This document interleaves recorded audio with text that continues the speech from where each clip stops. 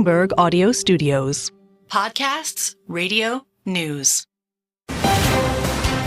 You're listening to the Bloomberg Balance of Power podcast. Catch us live weekdays at noon Eastern on Apple CarPlay and Android Auto with the Bloomberg Business app. Listen on demand wherever you get your podcasts or watch us live on YouTube.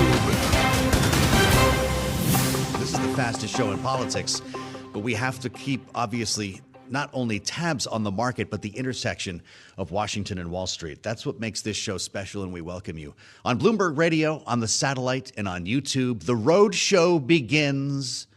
This is what happens coming off the debate, right? All the pollsters go in the field, and the candidates hit the road. You could probably tell me where they're going at this point if you listen to this broadcast. But Kamala Harris back on the road today. North Carolina is where it's going to happen. Charlotte, Greensboro, Tim Walz in Michigan. Yes, hello, Grand Rapids. Doug Emhoff heading to Arizona, Nevada, Florida the next couple of days. And, of course, the Trump campaign is traveling as well. This is it. This is the last big push, right? Donald Trump today in Tucson, Arizona, where he will be focusing on Latino voters. On to Nevada after that with an event on inflation and the economy in Las Vegas on Friday. That's tomorrow, finally, Friday. So thanks for joining us here. This is a very important day.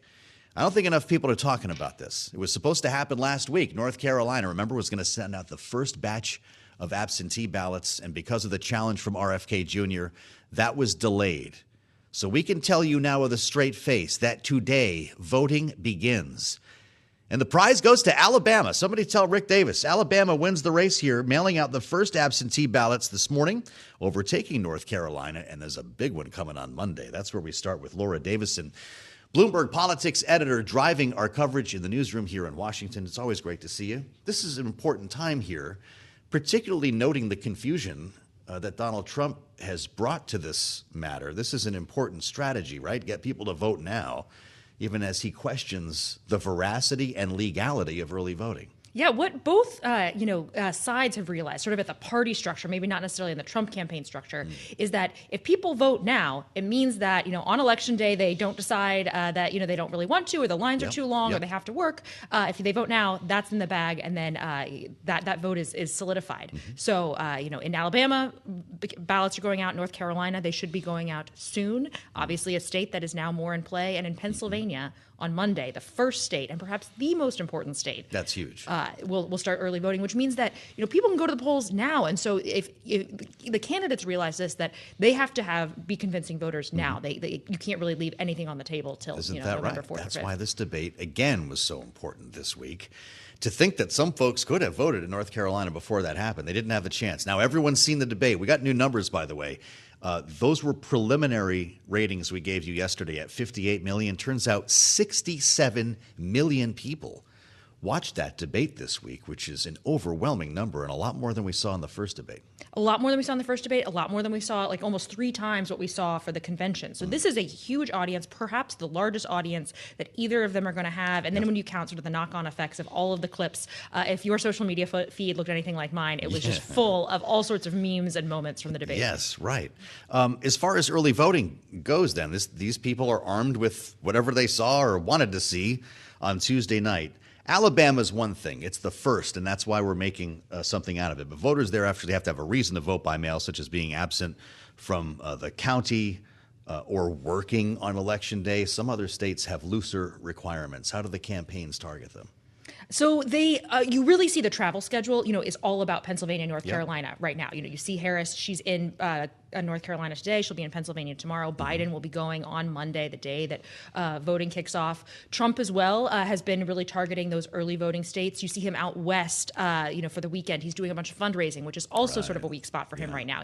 Will be in California meeting with some big It's ground game too, though, right? It's door knockers. It's advertising. It's telling people. Not everybody knows that this is on already. And we've started to see some of the advertising from the super PACs, those outside groups, really pick up. So like Elon Musk's PAC is hiring door knockers specifically in North Carolina and Michigan, which is interesting that they see as sort of weak spots there, as well as advertising, specifically to young men. Another kind of area where you see that, sort of the soccer moms that were the sort of swing vote back a couple cycles ago. Now see, the Trump campaign is looking at young men.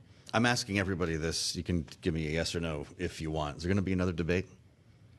I wouldn't bet on it. Highly there will unlikely. be a vice presidential debate. I That feel we great know, yes. about that. Good answer. Sounds like a no on the top of the ticket, though. Trump has been all over the board. Remember, he didn't want to have this first debate, then he did, then he didn't. These things can change on a dime, but right now it seems that he is down on another debate. Interesting, as always, to spend time with Laura Davison. Great work this week on the debate and always covering this campaign. Where are we at here? We're under 60 days, right? We're getting close. 55, Laura. I think. Laura Davison is the one who 53, says producer James. I was told there'd be no math. Bloomberg Politics contributor, thank you, and editor Laura Davison. I'm Joe Mathieu in Washington as we turn our attention, I'd say, to what's happening in Ukraine, but it's really here in Washington where we have a real argument, a concerted debate underway now.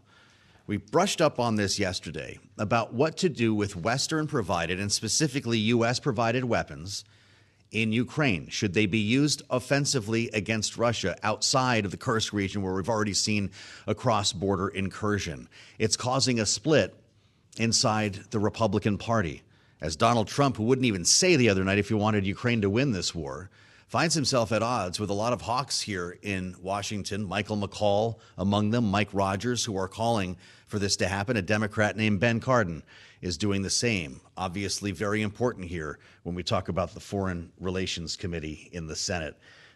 We wanted to talk to an authority about this important moment because this could be a change in the war. Kailey Grieco is back with us, senior fellow at the Stimson Center's Reimagining U.S. Grand Strategy program. When we talk strategy, we call Kailey, and it's great to see you here, Kailey. How important, and we're told, by the way, that a decision could be imminent here. At least that's what the whisper is in Washington. How important would be that change in strategy to loosen these restrictions? First, thank you for having me. I'm afraid I don't think this decision will actually have a real effect on the battlefield. I think it will be a short window if they're given these kinds of permissions, that it will make a difference. But again, I think that anyone who is expecting that taking, the leashes off and allowing the Ukrainians to engage in long-range strike is fundamentally going to change the trajectory of the war is going to be disappointed.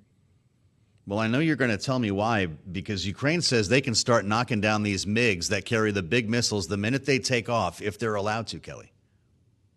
Yes. So, the Ukrainians have been clear about what they want to target, which is air bases and also logistics hubs. The problem, though, for Ukraine is that Russia is very large. And so, yes, the Russians can pull back their aircraft. They can pull their aircraft in particular further back. But to really have an effect, and really degrade Russian capabilities, we would need to be supplying the Ukrainians with really large numbers of missiles. So whether that's ATACMS or something like JASSMs. And certainly in ATACMS, we don't have the numbers for this kind of large campaign. And for them to use a missile called JASSM, which is a surface air-to-surface missile with their F-16s, they would have to fly their F-16s increasingly into Russian airspace, where they would be very vulnerable to air defenses. So this is not so much a matter of permission. It's having the actual hardware to make a dent, Kailey. Is that right? Yeah, I mean, it is about permission in the sense that the Ukrainians have respected the U.S. decision, not to use certain things on Russian territory. And so they definitely want those permissions. But I think when we're looking at the permissions, we should ask ourselves, what are the actual military benefits here as we weigh that in comparison to sort of the escalatory risks? And I would just argue that I don't think that the benefits are significant enough to necessarily justify the escalatory risks. Yeah. Well, you've had a way of being right so far in this conflict, Kailey, and I'm sure that you watched the debate along with the rest of us the other night. Ukraine did play a bit of a role in the conversation. Donald Trump was asked twice, I referred to this, if he wanted Ukraine to win the war. Let's go back to Tuesday night in Philadelphia. Here's how it went. Do you want Ukraine to win this war?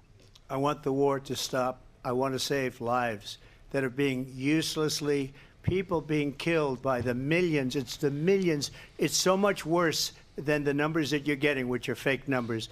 Look, we're in for $250 billion or more because they don't ask Europe, which is a much bigger beneficiary to getting this thing done than we are.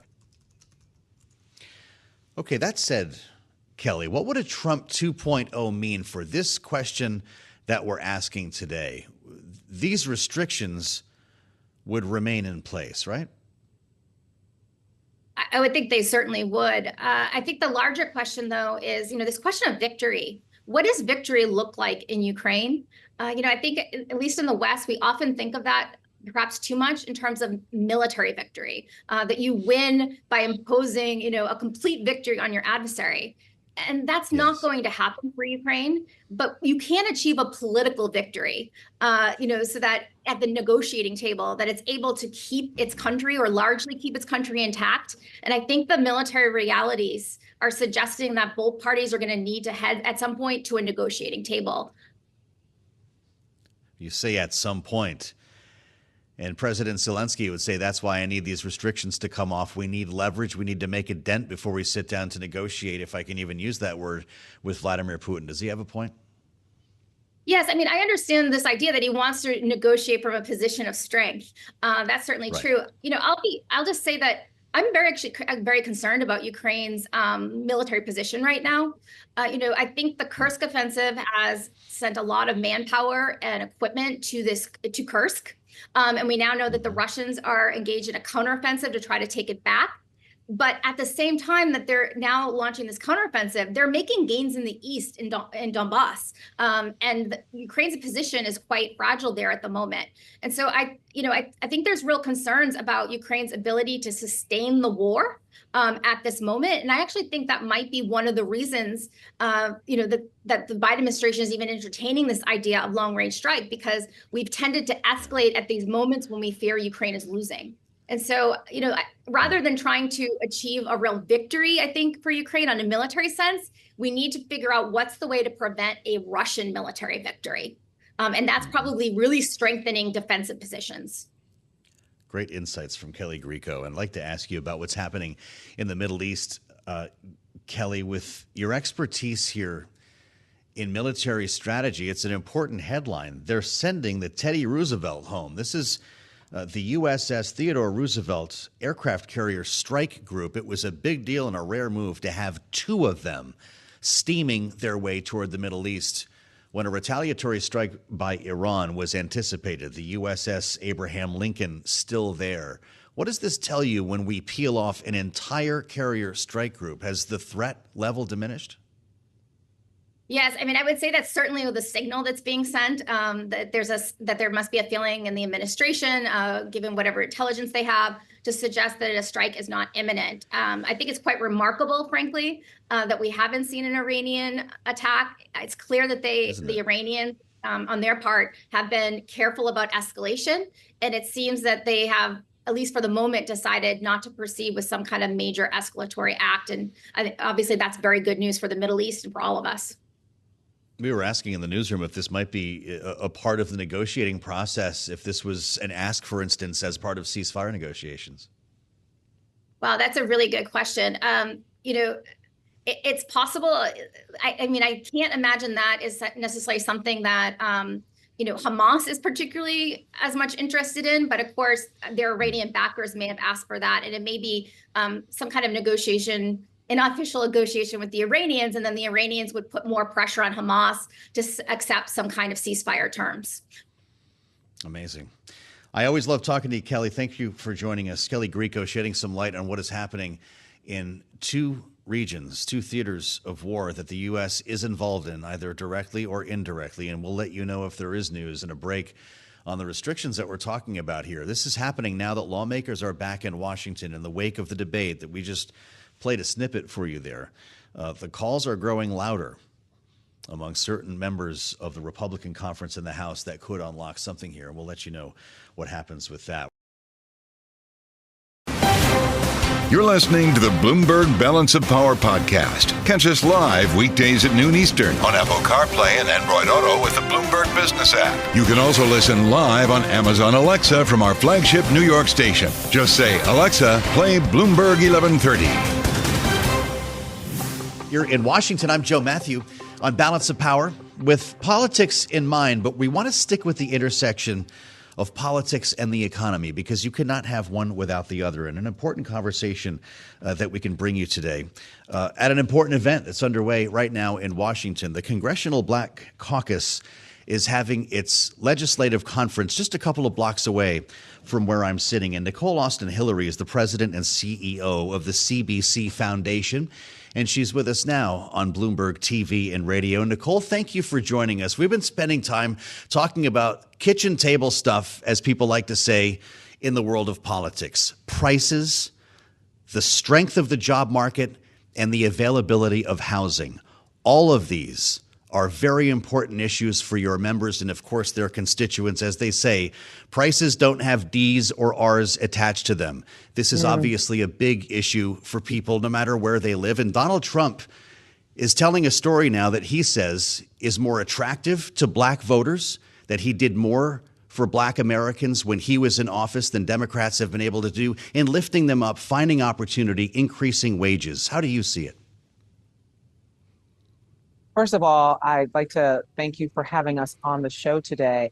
Look, the annual legislative conference is 53 years old. This is our 53rd annual conference. And this is an opportunity for all of Black America, and in fact, all of America, to come together and talk about those issues that are most salient to the Black community. And we know that issues that impact the Black community impact all of America. All of those issues right now, economics, closing the Black wealth gap, dealing with disparities, housing, all of those issues are the most prescient issues right now for Black America. This is a time for everyday citizens to come to our conference, to stand next to members of Congress, to hear from them in panel discussions, to ask them questions, to stop them in the hallways, to tell them what's going on in their own communities. And that's why we exist. That's why we do this conference, because we believe that every individual person should be empowered to talk about what is happening in their communities and to impact and be empowered by their own communities and by the work that they are doing. So again, as you said, I love that you said this is not about whether you're an R or a D, whether you're purple, green, blue, or yellow. This is about individuals coming together, having an opportunity to hear from their elected officials and having an opportunity to question them, but also make recommendations about what they want to see, the kinds of changes they want to see in their own backyards. Well, that's a productive conversation, and I'd like to get specific with you about legislative priorities here. But knowing that you were at a watch party, a CBC watch party, looking at that debate on Tuesday, did either candidate bring plans that resonate with Black voters and the people you're talking to today? Well, you know, I can't speak for all Black voters. You know, the Black community is not monolithic. What I can say is that both candidates spoke to issues that are of concern to the Black community, and again, that are of concern to Americans writ large. They talked about the economy, they talked about immigration, they talked about housing, they talked about education, artificial intelligence, all of those things that to everyday average Americans is going to impact how they live, breathe, eat, sleep, how they take care of their families, how they take care of their communities. I think those were issues that everyone in this country has an obligation to be focused on, has an obligation to be thinking critically about, and has an obligation to then think thoughtfully about as they go into the ballot box in November and make their choices, their personal choices that they think are going to be most beneficial to them and their families. Well, you just said a lot there, and I find it interesting that we're talking about AI as part of this conversation as well. Maybe AI is part of the kitchen table conversation. Nicole, you tell me, because Washington's trying to get its arms around this technology right now, and there is a civil rights aspect to this, isn't there? Yes, absolutely. And AI is something we're talking about here at the annual legislative conference. You know, we have over 100 sessions, and some of those sessions are specifically looking at AI. You know, the thing that's interesting about AI is, and like all technology, it is often created to ensure a benefit to all of us, but there are often unintended consequences. And particularly when we're talking about technology that can really get into our hearts and homes, that has the ability to survey our movements, and in fact, to help create our thoughts. That's something that we all should be concerned about. And we know that AI is seen in every aspect and every crucial system of our country, whether we're talking about our monetary system, whether we're talking about our voting system, whether we're talking about how we do our work each and every day. So it's incumbent upon us as the Congressional Black Caucus Foundation and the members of the CBC that are leaders here in the country to talk about those issues and to talk about what's going to impact and change how people live each and every day, and how can they ensure that their rights are protected, how can they ensure that their voices are heard. And AI is certainly at the heart of that. Well, Nicole, this is a big deal to our viewers and listeners, many of whom are investing a good deal of capital in this technology right now and trying to figure out if there will be a regulatory answer to what has been incredibly fast growth here. Will the CBC make this a priority in this Congress? You know, you'd have to talk to the individual members themselves. The individual members, of course, have their own legislative agendas, and as a body, they have their legislative agenda. Our work with the CBC is to provide policy and research information and to make recommendations about what we are learning, what our fellows and researchers are developing, and that's then for them to assess it and be thoughtful then about the legislative decisions and recommendations they are making. So I would urge you and encourage you, and I'm sure they would want to talk to you about how they are centering AI and how they are dealing with it in terms of how they're responding to and being available to their constituents around that issue. Well, and I'm glad to say that we're in conversation with many of your members on a regular basis here on Bloomberg, Nicole. Getting a sense of what else is important as we move forward here with the idea that the housing market is driving a lot of the economic challenges for Americans right now. You said something important. You're right. The black voter is not a monolith. But this, again, is an issue that impacts everybody, whether you're a black, white, Latino voter. Cracking the housing market is something that many young voters think is impossible, that they will never realize this. Are any of the proposals on the table that you're hearing about at the conference or on the campaign trail possibly able to unlock that?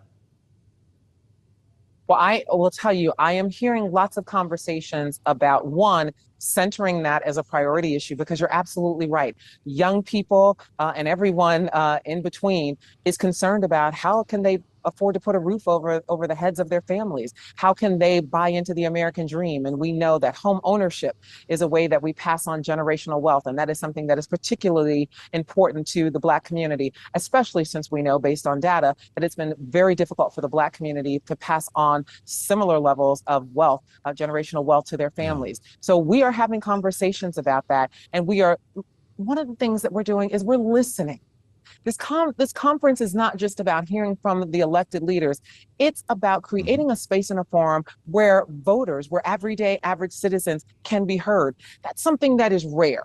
When we have a town hall discussion, like we just did this morning, we had a town hall discussion. It was a two-part discussion. First, where we talked about democracy and the issues that are at stake in our democracy. And then we had a second panel on Black wealth and how we close the Black wealth gap. One of the reasons we have a town hall is because a town hall concept is about not only sharing information, but about listening. One of the biggest things that leaders and elected officials can do is listen to what their constituents and community members are saying is important to them, what they're saying about what their needs are and what kinds of changes they want to see. So our conference is unique in that way. And we see that as our obligation. We see it as our obligation to provide a forum for leaders to stand up and speak to the constituents and community members, but we also see it as a place where those community members can stop legislators right here in our hallway. If you were here with me now, you would see there are people milling about all over the Washington Convention Center. You can see members that are going to pass you in the hallway. You have the opportunity to stop them and say, hey, Miss Legislator or Mr. Legislator, here's what I'm concerned about in my community. Here's what I'd like you to do. Or here's a thought that I have about something that we are already engaged in as advocates and grassroots workers in our community. That's the beauty of this conference. And again, I think that's what's going to help us create real movement and change. It's that dance, that delicate dance that has to be done between leaders, not only doing, but also being listeners and being empathetic and thoughtful. Nicole, I only have a minute left, and I want to tap your expertise on election security. Something important happened yesterday. The January 6th certification of the election has been declared a national special security event. We will have voted by then. How worried are you about security in the next 2 months? I will tell you, we do work here at the Congressional Black Caucus Foundation on voting, and I've spent my career as a civil and human rights lawyer specializing in and working on voting. I will tell you that we have one of the most secure voting systems in this country. There are so many experts around the country, and our research shows that, who work every day to ensure that our systems are working, that they are fair and free, and that they're equitable. And I believe in those systems. I think we all should, and I think we should trust in what those experts are doing and know that they have Nicole, our best keep in interests at touch with stake us and on what you're seeing there. democracy. Nicole Austin-Hillery from the Congressional Black Caucus Foundation on Bloomberg. You're listening to the Bloomberg Balance of Power podcast. Catch us live weekdays at noon Eastern on Apple CarPlay and Android Auto with the Bloomberg Business app. Listen on demand wherever you get your podcasts or watch us live on YouTube. Thanks for being with us. Kailey Leinz is off today as we bring you our panel once again with our eyes on the road. Like Thelma and Louise, Rick Davis and Kristen Hawn heading for North Carolina. Well, Kamala Harris is, at least. This will not be a surprise coming off the debate to see where everyone's going. VP Harris, Charlotte and Greensboro today. Tim Walz, Grand Rapids, Michigan. The map's not changing, maybe as much as some would suggest, at least with regard to priorities here. Doug Emhoff, Arizona, Nevada, Florida, the next 2 days. And Donald Trump's hitting the road as well, talking to supporters today. Tucson, Arizona. Yes, another swing state. He'll be in Nevada tomorrow, speaking in Las Vegas. Rick Davis, of course, partner at Stone Court Capital, Republican strategist and Bloomberg Politics contributor, joined by Kristen Hawn, Democratic strategist from ROKK Solutions. Great to see you both here. Kristen, do you like the sound of this road show? We can start with the Harris campaign because there's been a lot of talk about the Sun Belt, and she is in North Carolina today with NBC News reporting a new batch, 20,000 new volunteers signing up there since the debate. Pretty remarkable numbers as she zeroes in on North Carolina. Tim Walz in Michigan. Is it as simple as this? You keep going to the same 7 states?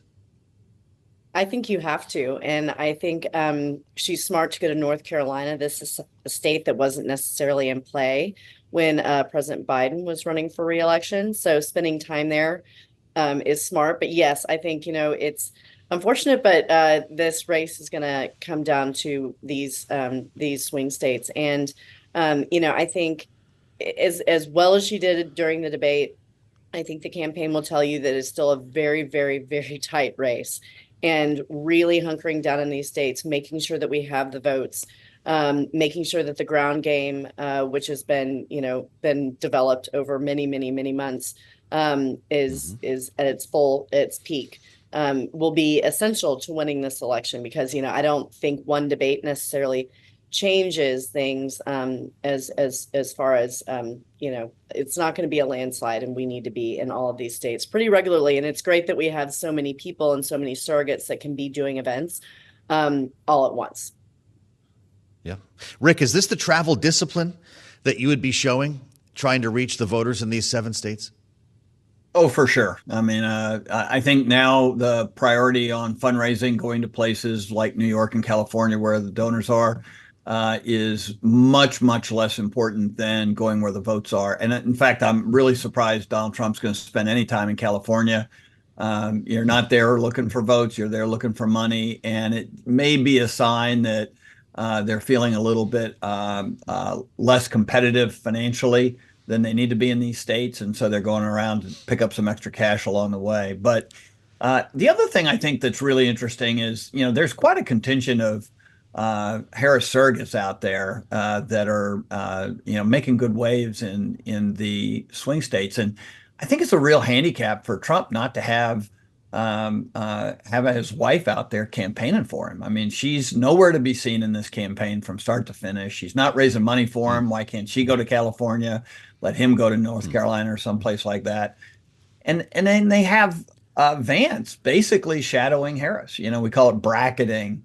He goes to the states right before her or right after her. And right now he's shadowing her in these states. And that is more about her strategy than it is about their strategy. So in a campaign where it's all about one person, that works great, maybe, winning primaries and that kind of thing. But you want as many, people out there hammering away in these states as you can for the next 55 days. And it just looks like to me the Trump campaign's getting outgunned.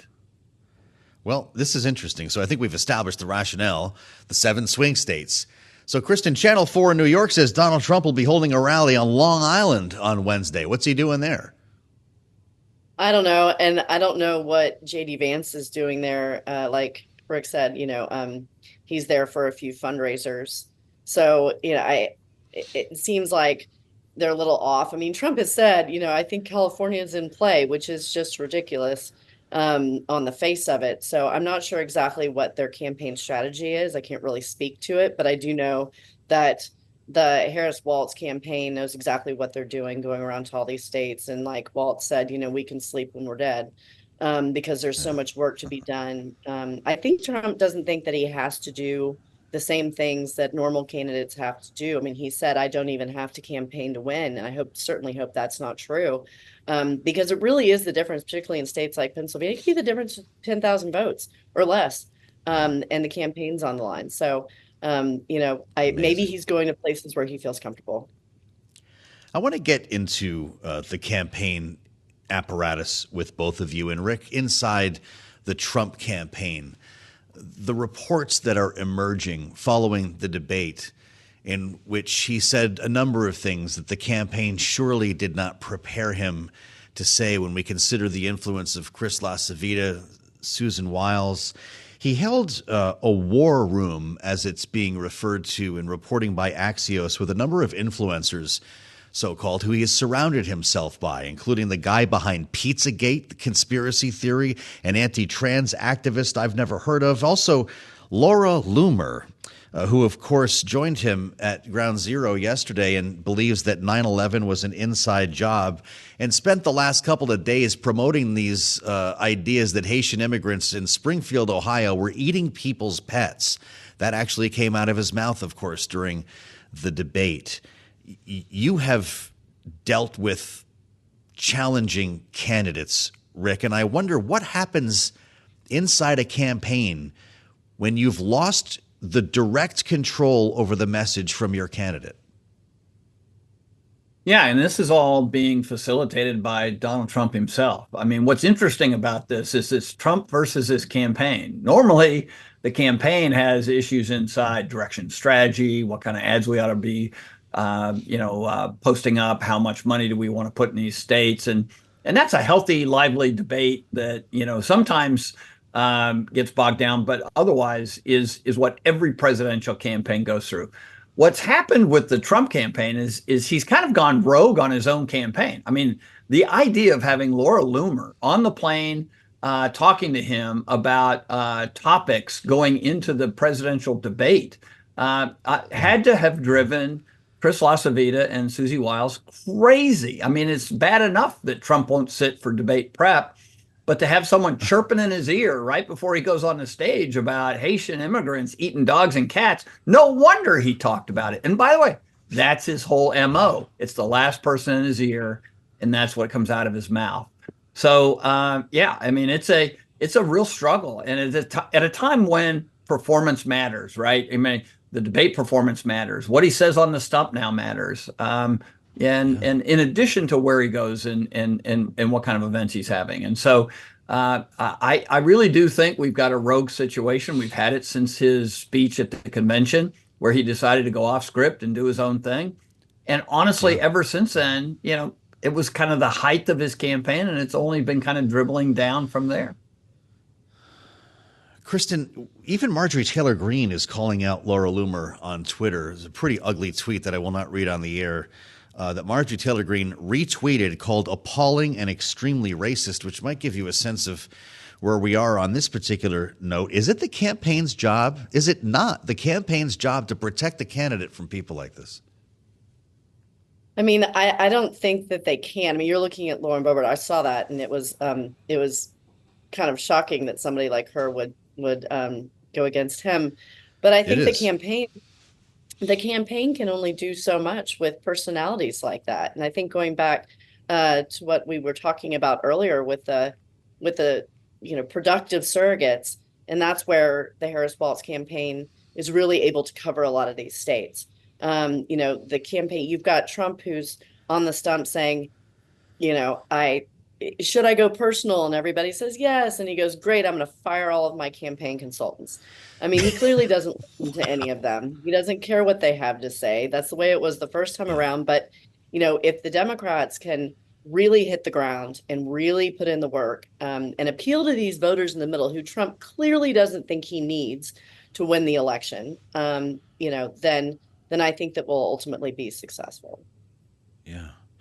Rick, question from a terminal user. What's the Republican counter, if there is one, I will insert here, to Democrats having Taylor Swift pushing 18 to 25-year-olds to vote with an actual link to register in her Instagram story?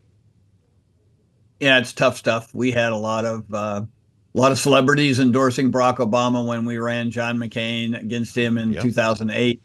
And look, I mean, part of what you got to talk about is she's taking upon herself all these, crazy liberal ethics that exist in Hollywood. And she's become the Hollywood candidate. We called Barack Obama a celebrity. We didn't think that was a good thing for him. And so there is a way to push back. And you are defined by the people who endorse you. So everyone thinks, wow, this is a great endorsement, but there are going to be people who don't like, well, maybe not in the Taylor Swift's case, but other endorsements. And so, but like, it's a bombshell, hard to deal with. And it's almost like you're wasting your breath even getting into the discussion. So it's Taylor Swift versus Kid Rock, I guess. Kristen, do we have a battle of the bands? I don't think there's much of a battle there. I would totally agree with Rick. On the celebrity endorsements, I kind of cringe a little bit every once in a while because Democrats, we've always been painted as like the Hollywood out of touch, candidate. But I think I put the Swifties all in their own space because also, one of the big things Democrats are trying to do is outreach to younger people, and that's something I think she can really help with.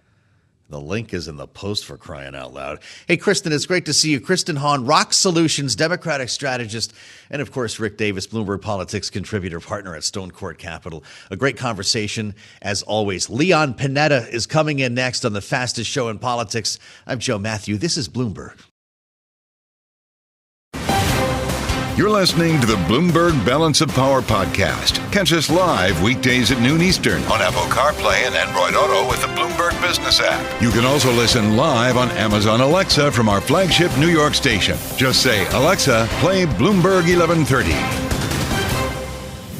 Thanks for being with us on the Thursday edition as we stand by for news on Ukraine. This is important. It will likely happen before we ever get down to a matter of funding the government, as Bloomberg reports a decision on Ukraine's request to use Western-provided, U.S.-provided weapons offensively against Russia is unlikely to come before the UN meeting that we're standing by for in New York, scheduled for September 22 and 23. But President Biden may weigh in on a potential policy shift sooner than that.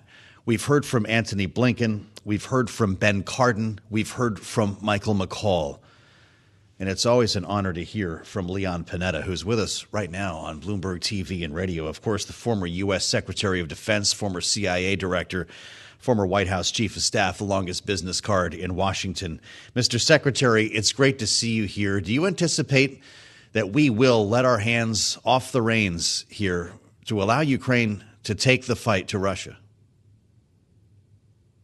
Well, I certainly hope we give them a little more room to be able to strike at Russian targets and be able to defend themselves. So I'm hopeful that they can find a way to give Ukraine a little more flexibility to be able to go after those vital targets that are frankly attacking Ukraine without any kind of retaliation. That's got to stop. Should they be allowed to shoot down MiGs that are taking off in Russia armed to attack Ukraine? Well, again, I think it's important to give them the ability to fully defend themselves. If those MiGs are going after targets in Ukraine, then I think they should take steps to be able to defend themselves against that kind of attack. Look, this is a war, and Russia is using every everything they have to be able to go after Ukraine. And I think it's our responsibility and the responsibility of our allies to be able to make sure that Ukraine is fully armed, has all of the weapons that are necessary in order to fully defend themselves in this war. Well, it's something. The air raid sirens we know go off in Kyiv the minute those MiG-31s take off, loaded for bear.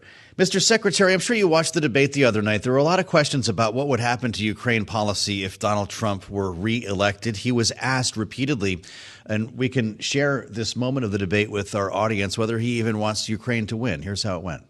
Do you want Ukraine to win this war?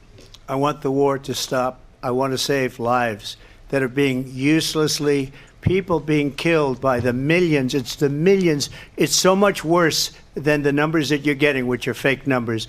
Look, we're in for 250 billion or more because they don't ask Europe, which is a much bigger beneficiary to getting this thing done than we are. Mr. Secretary, you can weigh in on what you think a Trump 2.0 might mean for Ukraine, but we hear from a lot of Trump supporters who say, you know what, no new war has started when he was in office and the world was a safer place. How do you respond? Well, I think that if you're going to be a world leader, you have to stand up to our enemies. You have to stand up to tyrants and to terrorists. And you have to build strong alliances. And that's not what Trump is about. Trump thinks that somehow he can operate alone and cut deals. I mean, the fact that he would not say that Ukraine should be successful at defending their democracy tells you an awful lot about the way he approaches these issues. And it's basically appeasement. It's capitulating to our adversaries. And that's not a way to promote peace in the future. Yeah, it could get you peace in the short term. I mean, he said he can basically cut deals on all of the crises that we are facing right now. Yeah, he could by simply caving in and letting our adversaries get everything they want. That's an approach, frankly, that Neville Chamberlain tried with Hitler in Czechoslovakia. Wow. And in the end, it didn't pay off then, and it won't pay off now. So I would prefer a president that is willing to stand up to our adversaries, build strong alliances, and exercise responsible world leadership. And that's not what Trump does. He didn't do it in his first term, and he wouldn't do it as another president. Well, you know, he likes to take credit for encouraging, incentivizing European nations to contribute more to NATO, for instance. What would happen to that alliance under a Trump 2.0? I'm just afraid that deep down, Trump, and he's pretty much said it, is an isolationist. He wants to withdraw from the rest of the world and basically handle things on his own. And my view is that we live in a dangerous world that requires United States world leadership, and it requires our ability to work closely with our allies. That's the key to being able to confront tyrants and terrorists in the world. And so I just worry that what he would try to do is basically weaken our relationship with our allies, try to operate alone. And look, the record is not that good. I mean, he spent 3 meetings sitting down with Kim Jong-un and didn't get a damn thing. So I'm not that encouraged that he knows how to cut a good deal. How well do you know Vice President Harris, Mr. Secretary? Her experience has been called into question by her rival in this case. Does she have the confidence to run the United States military? I think she does. I've known her since she was a prosecuting attorney. I knew her as district attorney and as attorney general. And I find her to be a pragmatic prosecutor, which is not a bad thing to be when you're going to be president of the United States and have to deal with challenges and look at the evidence involved with each of those challenges and crises. So I have a feeling based on what I saw her do as vice president, meeting with foreign leaders, understanding the crises that are out there, understanding the role that the United States has to play, and most importantly, respecting not just the role of our veterans, which Trump continues to criticize, but understanding the role of our military. The role of our military is to defend us from foreign enemies. It's not to threaten Americans. It's not to round up immigrants into camps. Our military has its first loyalty to the Constitution of the United States, not to the president. I have to ask you about what's happening in the Middle East before we let you go, Mr. Secretary. There's news that the U.S. is bringing the USS Teddy Roosevelt home. We had a rare moment where 2 carrier strike groups were in the region for fear that Iran would retaliate. Does this tell us that that threat level has diminished so much that we don't need the deterrence any longer? No, not at all. And my understanding is that the Harry Truman carrier is going to be deployed to that area soon. And I think we will continue to have to provide the military protection in that region, particularly if there's no ceasefire. We're going to continue to see missiles thrown at one another. And the United States has got to be prepared to defend against those missiles, particularly in the Red Sea, where the Houthis have continued to go after ships in the Red Sea. So I believe we'll continue to have a strong presence in the Middle East. Fascinating. I think that's news there. The Harry Truman apparently on its way. Leon Panetta, it's great to see you, Mr. Secretary. Thank you so much for being with us. As always, the insights on Bloomberg TV and radio from the former Secretary of Defense, former director of the CIA, and former White House Chief of Staff, never mind member of Congress. He's now founder of the Panetta Institute. Thanks for listening to the Balance of Power podcast. Make sure to subscribe if you haven't already at Apple, Spotify, or wherever you get your podcasts. And you can find us live every weekday from Washington, D.C. at noontime Eastern at Bloomberg.com.